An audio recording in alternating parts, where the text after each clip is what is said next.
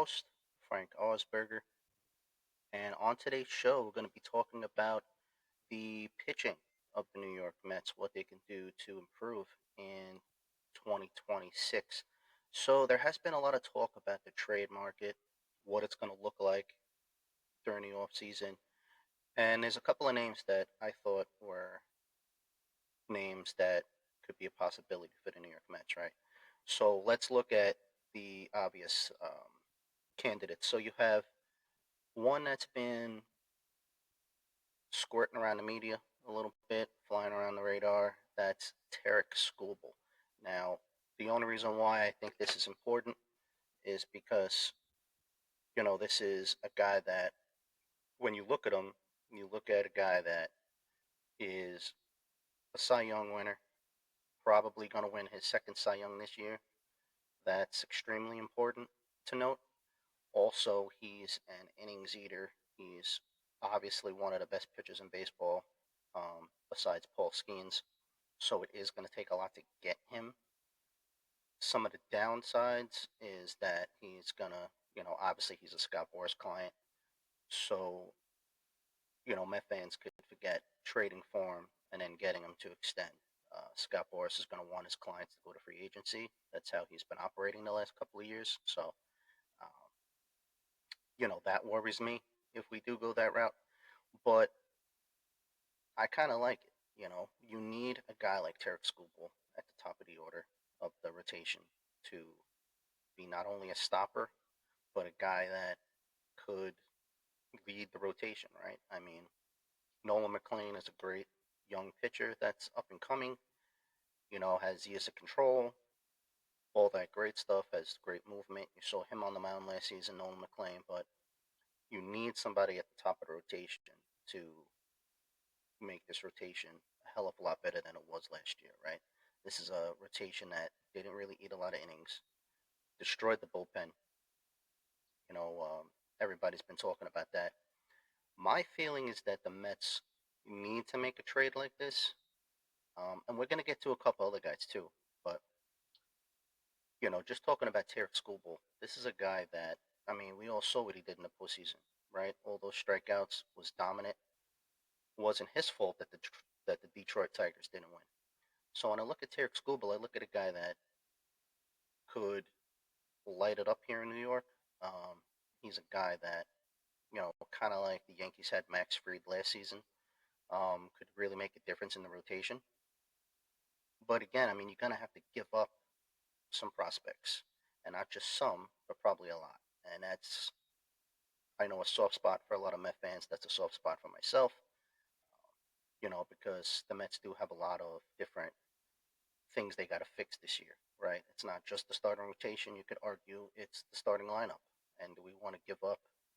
It's going to take a Jet Williams. It's going to take a, um, who else is up there? Carson Bench. It might take Sproat and Tom, to even entice the Tigers to trade Tarek Skubal. Because let's face it, Detroit doesn't have to trade him, right? This isn't a guy that they're saying they want to trade. It's just something that might come to fruition. So, I mean, Met fans got to keep that in mind a little bit. I know that a lot of the SNY analysts have been watching a lot of baseball in New York since the season ended, and they're all over this like, oh, the Mets have to make this trade. The Mets don't have to make this trade. There's plenty of trades they can make to make the rotation better. Another guy that they could trade for, speaking of guys, is Freddie Peralta. Now, this is a guy from Milwaukee, obviously very familiar with David Stearns. This is a guy that David Stearns likes. This is the type of pitcher that David Stearns likes because he's not going to cost you not only a lot of prospects, but he's not going to cost you a lot of money, not as much as a Tarek Skubal.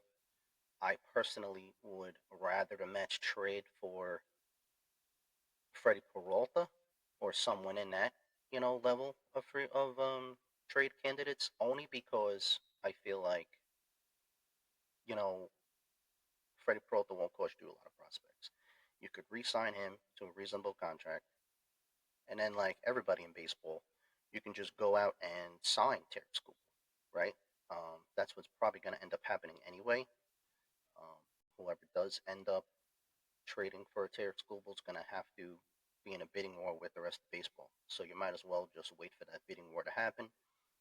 Met fans know how bidding wars go with Steve Cohen. We've lost some, we've won some. We recently won one with Juan Soto, so there's no reason to think that we can't win a bidding war to get Tarek Skubal. That's why I'm so uh, what's the word I'm looking for? I'm so comfortable more talking about trading for a guy like Freddie Peralta. Like I said, he's going to give you a lot of innings. He's going to get you a lot of strikeouts. You compare him this season, upcoming, with Nolan McLean, and have a really good 1-2 punch. And then imagine what you can have going into 2027 if you sign Tarek Skubal. You know, you got to start thinking bigger, especially with the Dodgers, because let's face it, it's everybody else versus the Dodgers at this point. The way that they run their franchise, the way that they sign their free agents, the way that they go after free agents, the way that they, trade for guys very aggressively. And they go after the best. They just don't go after guys just to fill spots. Look at their rotation. They got 3 to 4 aces on that staff, even though, as I record this, they're one game away from getting eliminated from the World Series, but they're in their second straight World Series. So, much respect to the LA Dodgers, even though I can't stand them. And I know a lot of people in baseball can't. But that's why I think the Mets should look at options like that. Trade for a guy that's not going to cost you a lot in trade capital. That way, you could still build your team around a lot of the prospects that you have, and then use the money when it's suited. I mean, you don't have to go after Tarek Scuba right away. You don't even have to trade for a guy like this. Is the third guy I wanted to talk about with Sandy Alcantara. This is another guy that's going to cost you a lot of prospects, and it's within the division, which is also something that might be tricky. And there's no telling that now that the Marlins see that they have a lot of good prospects coming up, and they were only what 5 games out of the wild card spot at the end of the year, so they really did make a really good run at the end, even though they didn't make it. But when you look at that, you say, are the Marlins even going to trade Sandy Alcantara? So I kind of put him last on this list of trade guys because, one, it's an uncomfortable thing to trade a lot of up and coming talent to a division rival, right? Because you're worried that those guys are going to, you know, come out of nowhere and become stars. And that's something that would be very uneasy, especially since a lot of Met fans call the Miami Marlins their daddies. It would be awful to trade guys to a team that's owned us in big moments, especially in Mets history.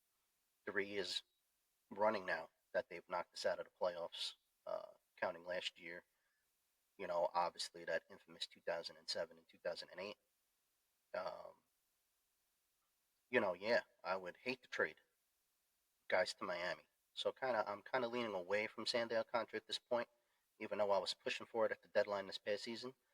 Um, just for that reason, you know. Um, if we didn't have to give up a lot of great players to the Miami Marlins to get them, I would, in a heartbeat, I'd pick them up. But just the fact that we'd have to give up a lot to get them, and a lot of good guys that might come back to haunt us, um, yeah, I'm going to shy away from Sandy Alcantara, even though I love him as a pitcher. Just to help the Marlins in that way would just be terrible.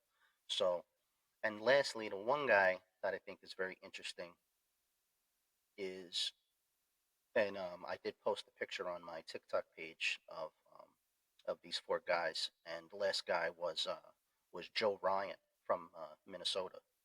Now, what makes Joe Ryan interesting is that he's another guy kind of on that tier of really good pitcher, but not number one guy.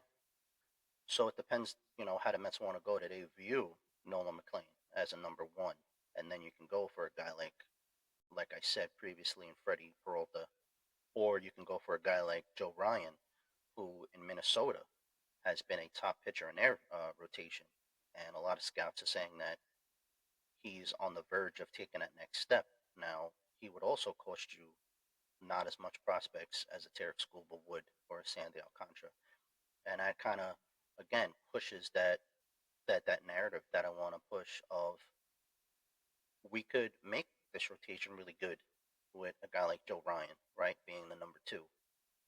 Throw him up there with Nolan McLean, maybe, and then you have the rest of the guys filling out the rest of the pitching staff, and you could run with that. And and then again go after a guy like Tarek Skubal in free agency. So that's where I kind of lean with it. I think the Mets should definitely make a trade for one of these four guys. And let's face it, I'd come back on here the next day or the next week, and I'd go on a podcast show, and I tell you, hey, you know what, the Mets just traded for this guy, and I throw the positives out there, right? Because that's what we do here at the Optimistic Met fan. We always throw the positive narratives out there. So if one of these guys does become a Met, yes, if it's some prospects that have to go that I like, or some major league guys have to go in a trade that I like, of course I'm going to be disappointed about that. But I'm going to turn around and I'm going to spin the positive of any trade for any one of these four guys. Bottom line is the Mets need to do something, and I think most importantly they need to build out this rotation, kind of like the Dodgers did a year ago, where it's not only making a trade for a top guy, but it's signing one of these top guys in free agency, right? We look at, and I have a couple of guys on the list right here. You need to sign guys and trade for guys that could give you innings. That was the big thing that just derailed this team from day one. And, I know there was a lot of things that derailed this team, but that was one that I saw that I was just like, Jesus Christ, this team can't even go 5 innings. Mendoza kind of had his hands tied.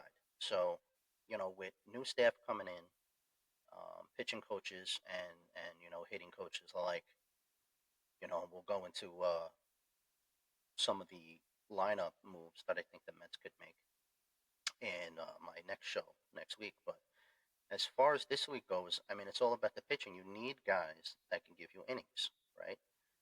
Even if it's 6 innings to start at the minimum, or going into the sixth inning at least, giving me 5 2/3 at the very least would be great. You can't have a rotation that's only going to go 3 innings, 4 innings, and then think that the bullpen's going to be able to pick you up every single time. It's not going to happen. You saw what happened with the Mets this season. So again, they need to do a lot, and not only making a trade for one of these top guys that I just mentioned, but also some of these free agents. So the first guy I was thinking of, and I always in group chats argue with my friends all the time, Dylan Cease needs to be a Met. Okay, and the reason why I say that is he constantly is at the top of baseball in strikeouts. Yes, I know the ERA doesn't jump out at anybody, but that's because he does give up home runs every couple of starts. He is a big home run guy that he gives up the big home run, but he does strike out a lot of guys, and most importantly, he gives us innings. Okay, that's the theme of this podcast today: is innings, innings eaters. That's what I want the Mets to do. That's what I want the Mets to go after: is guys that could pitch more than 4 to 5 innings. Okay, and Dylan Cease is one of those guys. He's been great for the Padres. Okay, he's been at the top of their rotation for the last couple of years. Been a stud. And I know, one of my friends joked, "Oh, but he's from that White Sox organization. You can't trust the White Sox. They always draft these guys." Yeah, look, that is true, but at the end of the day, you look at Dylan Cease, and Dylan Cease is a beast. So I would love to see him in the orange and blue. I would love to see him there at Citi Field, striking a whole bunch of guys out. That would be amazing. Another guy that I would like to see is Ranger Suarez. Now the reason why I say Ranger Suarez is because if you're gonna trade for one of these top guys, Ranger Suarez can fit in perfectly as your number three, and even more importantly, it could hurt the Phillies, right? And that's always a good thing for us Met fans, is hurting them. Listen, this guy could pitch. Okay, he's pitched good against the Mets. He's pitched good, even in the postseason. So he has postseason experience. That's also a plus. And also, like I said, innings. This guy throws a lot of innings. Okay, and that's something that the Mets need. And he could solidify the rest of this rotation.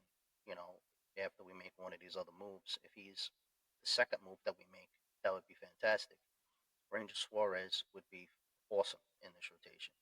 And again, like I said, it would hurt the Phillies. So that's also a major plus for me.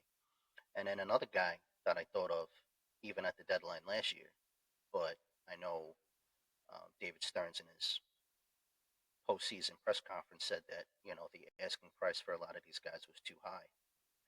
Well, now it's only a paycheck and money that we'd have to get this guy, and that guy is Zach Gallen from Arizona. Okay, this guy's been one of the best pitchers in baseball the last couple of seasons. I know he struggled a little bit last year, but came on late, and was pitching good for them down the stretch. And he gives you a lot of innings. Okay, this guy's an innings machine. The last couple of years, over 160. He's one of those guys that is gonna throw a lot of innings, gonna get you deep into games. Yeah, he'll have his stretches where his ERA might not be that great because he'll give up some runs, but you can live with that if you have some of these other guys in your rotation, right? I mean, obviously, we're super excited about Nolan McLean. Um, Also, I'm super excited about Brandon Sproat. So if you have two of those young guys and you have a veteran like this, that would be interesting. Um, Even if you paired Zach Gallen with one of these other guys, like a Ranger Suarez, or, you know, may I go back to Tarek Skubal, or even Freddie Peralta. Like if you could pair any of these guys together, right? And I'm only asking for two. I'm not asking for everybody because I know that's unrealistic, but it's very realistic to argue the point the Mets could easily get two of these guys, and it doesn't matter who. I mean, you can get any of these two and match them up. You can get, I can keep going on and giving you different matchups, but you need to do that, even if it means Nolan McLean falls down to a number two starter or a number three starter because you get the better of the guys. You know, it's imperative for David Stearns to learn from his lesson from last season, and that is you can't have a rotation full of number four and number five starters, right? That's not going to get it done. And that's no disrespect to a lot of the guys on the Met staff. But when you break it down, and I have it right here, I mean, the eight guys that the Mets had, you know, is it's not good. You have, besides Nolan McLean, that was giving you something every start, you have, Sean Manaea. Is he going to come back and be healthy? Is he going to give us 5, 6 innings a start? That's still a question mark. You have Clay Holmes, who is a great number four, but that's what he is. He's a great number four starter. Had a great season. Not going to deny that. Was top 10 in ERA, Clay Holmes. But you can't rely on him being one of the top guys, right? You can't rely on him being one of the top three guys in the staff. So again, David Peterson, another one. Was an all-star to start the year. Fell off in the second half, probably because he was overworked. That's another guy. A really good pitcher, but again, view him as a number four, number five starter. Kodai Senga, after he gave up on the Mets, uh, saying that, after coming injured and, my body doesn't feel right, this guy always needs everything to be perfect for him to pitch. I can't have that in my starting rotation. So I'm kind of looking to maybe get rid of Kodai Senga if that's possible. But again, you can't even rely on him, like I said. So this is all question marks. You got Jonah Tong, who might start the year in AAA. You got Christian Scott, who I've been talking about periodically on this podcast. He's another guy that had Tommy John surgery in 2024, coming back for 2026. So look out for Christian Scott. But again, that's good to have him in the back end of the rotation. But this is not a guy you can count on to be a main piece of your rotation. You got Brandon Sproat, who I think will fit right in the middle of the Mets rotation somewhere. But again, you can't really count on him to be a savior. And then we have Nolan McLean, who is a great story, but you know, I kind of want to pause on calling him the next Jacob DeGrom, even though I see glimpses of that happening. But again, it's only 8 starts. Let's see what he does in his second year as a starter. Going into his second year, obviously only 8 starts into his career. So again, this is a lot of question marks for this Met pitching staff. And if the Mets are serious about being a World Series contender and competing with the LA Dodgers, you need to go after starting pitching in the offseason. It's just not viable to keep doing what David Stearns is doing, even though I'm a David Stearns supporter. Um, you know, I gotta be honest. The way he constructs the pitching, it's not going to get it done against the LA Dodgers and against some of these better teams in the league. And you saw that be the Achilles heel of the New York Mets is the starting pitching just wasn't good enough. And hopefully David Stearns learns his lesson and comes out with a vengeance in the offseason in 2026. Just so that Met fans could see that you know he's trying to build something that's going to be a year-to-year thing, not just the Mets are good one year, bad the next. You know, and with that said, I look forward to the comments. I look forward to you guys sharing your opinion on this. The Mets have a lot of work to do in 2026 offseason, and it looks like the World Series is almost over. It looks like in another week the free agency period is going to begin. So let's start it off with a bang and let's make a huge trade or a huge signing for a starting pitcher. With that said, I thank everybody for listening and for watching. I am your host, Frank Osberger, on the Optimistic Met Fan podcast. Follow me on YouTube and TikTok at Optimistic Met Fan. And that's it for today's show. So take care, and I'll see you guys next week. Stay amazing, and let's go Mets.